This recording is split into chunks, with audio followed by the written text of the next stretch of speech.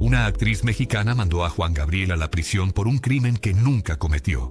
Lo que pasó esa noche en una fiesta de la élite artística cambió su vida para siempre y estuvo a punto de destruir su carrera antes de que siquiera comenzara.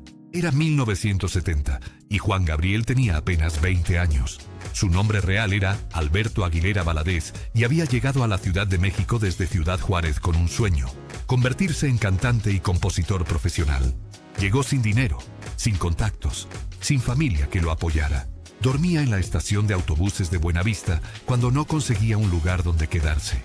Pasaba sus días tocando puertas de disqueras, cantando en bares por propinas, rogando a cualquiera que lo escuchara que le diera una oportunidad. La Ciudad de México en 1970 era brutal con los jóvenes que llegaban del interior persiguiendo sueños artísticos. Miles llegaban cada año y la mayoría terminaba regresando derrotados o perdidos en trabajos que nada tenían que ver con sus aspiraciones. Juan Gabriel había escrito cientos de canciones en cuadernos que cargaba a todas partes. Sabía que tenía talento, pero necesitaba que alguien influyente lo escuchara, alguien que pudiera abrirle una puerta en la industria musical. Cantaba en cualquier lugar que lo aceptara: restaurantes pequeños, fiestas callejeras, plazas públicas. Algunas noches ganaba suficiente para comer, otras pasaba hambre. Su ropa estaba gastada y remendada. Su apariencia delataba su pobreza. Demasiado delgado, zapatos rotos, expresión de alguien que no ha dormido bien en semanas. Pero cuando cantaba algo mágico, sucedía. Su voz tenía una cualidad única que hacía que la gente se detuviera a escuchar. Sus canciones hablaban de amor y dolor con una profundidad que no correspondía con su corta edad. Poco a poco empezó a hacerse conocido en ciertos círculos pequeños del ambiente artístico. No como estrella, sino como ese muchacho pobre que cantaba bonito y escribía canciones interesantes. A través de sus presentaciones en bares y restaurantes, Juan Gabriel conoció a algunas personas que trabajaban en el ambiente del espectáculo: músicos de estudio, técnicos de sonido, empleados de disqueras. Ninguno tenía el poder de lanzar su carrera, pero lo trataban con amabilidad y ocasionalmente le conseguían trabajos pequeños. En ese círculo se corrió la voz de que había un joven talentoso buscando oportunidades. Fue así como llegó la invitación que cambiaría todo: una fiesta en la casa de una actriz famosa. La mujer era una estrella consolidada del cine y la televisión mexicana. Bella, admirada, con conexiones poderosas en toda la industria del entretenimiento. Hacía fiestas frecuentes en su residencia lujosa, donde se reunía gente importante: productores, directores, otros actores, ejecutivos de medios. Conseguir una invitación a esas fiestas era codiciado porque ahí se hacían contactos, se cerraban negocios, se lanzaban carreras. Alguien le dijo a Juan Gabriel que si lograba impresionar a la actriz en su fiesta, ella podría ayudarlo a conseguir una audición importante. Juan Gabriel llegó a la fiesta con su guitarra y sus cuadernos de canciones. La casa era más lujosa que cualquier lugar donde hubiera estado antes. Pisos de mármol, candelabros de cristal, muebles elegantes, obras de arte en las paredes. Los invitados vestían ropa cara, bebían champán, conversaban con la confianza de gente acostumbrada al éxito. Juan Gabriel se sintió inmediatamente fuera de lugar en su ropa modesta y gastada, pero se armó de valor porque esta podría ser su única oportunidad. La actriz anfitriona era exactamente como la había imaginado: hermosa, elegante, acostumbrada a ser el centro de atención. Cuando alguien le presentó a Juan Gabriel como un joven cantautor talentoso, ella lo miró con una mezcla de curiosidad y condescendencia. Le dijo que más tarde en la noche podría cantar algo para los invitados si quería. Juan Gabriel agradeció efusivamente. Pasó las siguientes horas esperando nerviosamente su turno, observando cómo los ricos y famosos se divertían en un mundo que parecía a millones de kilómetros de distancia de la estación de autobuses donde había dormido la noche anterior. Cuando finalmente llegó su momento, Juan Gabriel tomó su guitarra y cantó 3 de sus canciones originales. Puso toda su alma en esa actuación, sabiendo que podría ser su única oportunidad de impresionar a gente tan importante. Algunas personas dejaron de conversar para escuchar, otros siguieron bebiendo sin prestar mucha atención. Cuando terminó, hubo aplausos educados, pero nada extraordinario. La actriz le dijo que tenía una voz interesante y le preguntó si tenía más canciones. Juan Gabriel, entusiasmado, le mostró sus cuadernos llenos de letras. Conversaron brevemente sobre su música. Luego ella se excusó para atender a otros invitados. Juan Gabriel se quedó ahí sintiéndose invisible otra vez, sin saber si había logrado causar alguna impresión. Bebió un refresco que le ofrecieron y se sentó en un rincón esperando una oportunidad de hablar nuevamente con la actriz o con algún productor. No tenía forma de saber que en las próximas horas su vida tomaría el giro más oscuro y devastador imaginable. Algo iba a suceder esa noche que lo enviaría no hacia el estrellato que soñaba, sino hacia el infierno de una prisión por un crimen que nunca cometió. La fiesta continuó hasta altas horas de la noche. Juan Gabriel se quedó más tiempo del que probablemente debía porque no quería perder ninguna oportunidad de hacer contactos. Alrededor de las 2 de la madrugada, muchos invitados ya se habían ido. Quedaban tal vez 20 personas todavía bebiendo y conversando. Juan Gabriel estaba considerando irse cuando la actriz se acercó nuevamente y le pidió que cantara una canción más. Él aceptó inmediatamente, esperanzado de que tal vez ella estuviera genuinamente interesada en ayudarlo. Cantó una de sus baladas más emotivas. Cuando terminó, ella aplaudió y le dijo que definitivamente tenía talento. Le preguntó dónde vivía. Juan Gabriel admitió avergonzado que en ese momento no tenía un lugar fijo, que estaba quedándose con conocidos cuando podía. La expresión de ella cambió, no exactamente a compasión, sino a algo que Juan Gabriel no pudo identificar en ese momento. Le dijo que se quedara un rato más, que quería presentarlo a alguien que podría interesarse en su música. Juan Gabriel sintió una chispa de esperanza, creyendo que finalmente algo bueno estaba a punto de pasar. Pero esa esperanza se desvaneció media hora después de la forma más horrible. La actriz de repente comenzó a buscar algo con expresión de pánico. Llamó a su asistente y le preguntó si había visto sus joyas, un collar de perlas muy valioso y unos aretes de diamantes que había dejado en su tocador. El asistente dijo que no los había visto. La actriz empezó a revisar su recámara mientras algunos invitados miraban confundidos. Luego descubrió que también faltaba un radio portátil caro que tenía en su cuarto. El ambiente en la casa cambió instantáneamente. La alegría de la fiesta se convirtió en tensión y sospecha. La actriz comenzó a preguntarles a todos si habían visto algo. Nadie sabía nada. Entonces sus ojos se posaron en Juan Gabriel, el único en toda la fiesta que claramente no pertenecía a ese mundo de riqueza, el único que vestía ropa gastada, el único que había admitido no tener dónde vivir, el único que parecía desesperado por dinero. Lo que sucedió en los siguientes minutos destruiría la vida de Juan Gabriel durante los próximos 2 años. La actriz se acercó a Juan Gabriel y le preguntó directamente si había entrado a su recámara en algún momento de la noche. Juan Gabriel negó confundido, diciendo que nunca había salido de la sala donde estaban todos. Ella insistió preguntándole si estaba seguro, si tal vez había ido al baño y se había equivocado de puerta. Él juró que no había estado en ninguna habitación privada, pero la actriz ya había decidido que él era el culpable. Tenía sentido para ella, un muchacho pobre y desesperado, sin recursos, sin hogar, que de repente tenía acceso a una casa llena de objetos valiosos. En su mente no había otra explicación lógica. Todos los demás invitados eran gente conocida, gente respetable, gente con dinero propio. ¿Por qué robarían ellos? Pero este muchacho desconocido que dormía en estaciones de autobuses, él tenía motivo y oportunidad. Sin darle más tiempo para defenderse, la actriz fue directamente al teléfono. Juan Gabriel suplicó diciéndole que podían revisarlo. Revisar su guitarra, revisar sus cuadernos. No tenía nada robado, pero ella ya no lo escuchaba. Llamó a la policía. Cuando llegaron los oficiales, la situación se volvió una pesadilla. Entraron a la casa de la actriz famosa con toda la deferencia que se le daba a alguien de su estatus. Ella les explicó que había descubierto el robo de joyas muy valiosas y un radio, y señaló a Juan Gabriel como el sospechoso. Dijo que era el único invitado que no conocía personalmente, que había llegado sin una invitación directa de ella, que no tenía dónde vivir, y claramente necesitaba dinero.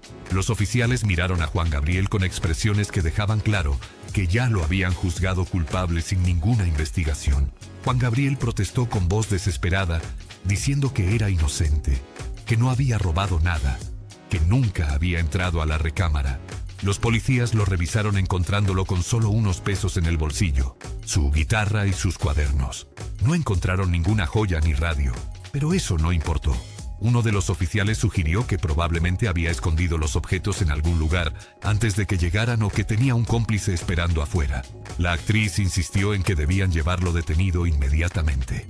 Los otros invitados que quedaban simplemente miraban en silencio. Nadie defendió a Juan Gabriel. Nadie dijo que lo habían visto toda la noche en la sala. La palabra de una actriz famosa valía infinitamente más que la de un desconocido sin recursos. Juan Gabriel fue llevado de la casa mientras suplicaba que lo escucharan. No lo esposaron en ese momento, pero lo sacaron firmemente tomado de los brazos. En ese instante su vida cambió completamente. Lo subieron a la patrulla mientras él miraba hacia atrás viendo la casa lujosa, donde había soñado con hacer contactos que lanzarían su carrera. En lugar de eso, estaba siendo acusado de un crimen que no había cometido. Lo llevaron directamente a la penitenciaría de Lecumberri, conocida como el Palacio Negro, la prisión más temida y brutal de todo México. No pasó una noche en una delegación común. No tuvo oportunidad de conseguir un abogado o contactar a alguien que pudiera ayudarlo. Fue procesado y encerrado casi inmediatamente. Sin dinero para defensa legal, sin familia influyente que intercediera por él, sin documentos que probaran su identidad o su historia, simplemente desapareció dentro de ese infierno. Pasaría los siguientes 18 meses, un año y medio completo de su juventud, encerrado en Lecumberri sin nunca haber sido formalmente condenado por ningún juez. Nunca hubo un juicio real. Nunca se presentaron pruebas. Las joyas y el radio nunca aparecieron. No había evidencia de que hubiera robado algo, pero nada de eso importó. Su único crimen real había sido ser joven, pobre, vulnerable y estar en el lugar equivocado en el momento equivocado frente a alguien con el poder de destruirlo con una simple acusación. Los 18 meses que Juan Gabriel pasó en Lecumberri fueron una pesadilla que casi destruye su espíritu. El Palacio Negro era exactamente lo que su nombre sugería, un lugar de oscuridad física y espiritual donde la esperanza iba a morir. Más de 7,000 prisioneros vivían hacinados en un espacio diseñado para menos de 1,000. La violencia era constante. La comida era apenas suficiente para sobrevivir. Las condiciones eran inhumanas. Juan Gabriel era un muchacho de 20 años delgado y vulnerable, encerrado con criminales endurecidos. Sufrió abusos y humillaciones que marcarían su alma para siempre. Pero en medio de ese infierno, algo extraordinario sucedió. Comenzó a escribir canciones. En pedazos de papel que conseguía, con lápices prestados, escribía letra tras letra convirtiendo su dolor en música. La injusticia que había sufrido, la soledad, el miedo, la rabia, todo se transformaba en versos y melodías. Esas canciones que escribió en una celda fría y oscura, eventualmente se convertirían en algunos de sus mayores éxitos. La prisión no logró romperlo. Lo transformó. Su libertad llegó gracias a la cantante Enriqueta Jiménez, conocida como La Prieta Linda. Ella visitaba frecuentemente Lecumberri, llevando presentaciones musicales para los prisioneros. En una de esas visitas, escuchó cantar a Juan Gabriel.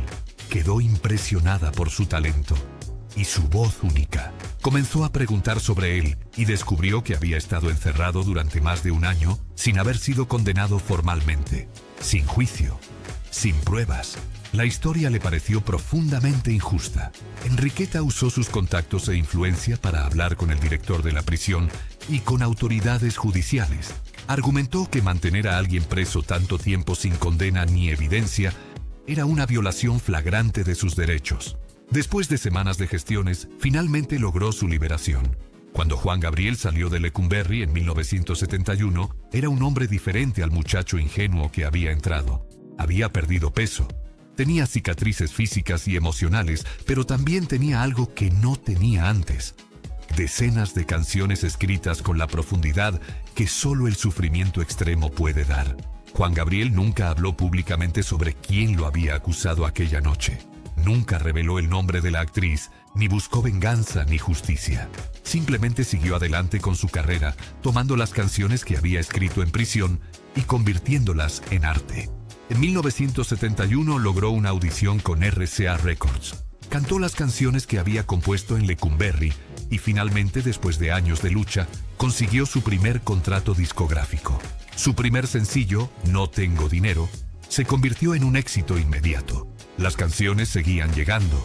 Hasta que te conocí, Amor eterno, Querida, una tras otra, cada una llevando en sus letras el dolor de alguien que había sido traicionado por la vida, pero se negaba a rendirse. En pocos años, Juan Gabriel se convirtió en una de las estrellas más grandes de la música latina. Vendió millones de discos, llenó estadios, se convirtió en leyenda, pero nunca olvidó de dónde venía ni lo que había sufrido. La actriz que lo acusó siguió con su carrera durante años, pero eventualmente se retiró del medio artístico. Vivió hasta edad avanzada y siempre negó haber sido responsable de enviar a Juan Gabriel a prisión cuando era cuestionada. Juan Gabriel pudo haber usado su fama para exponerla.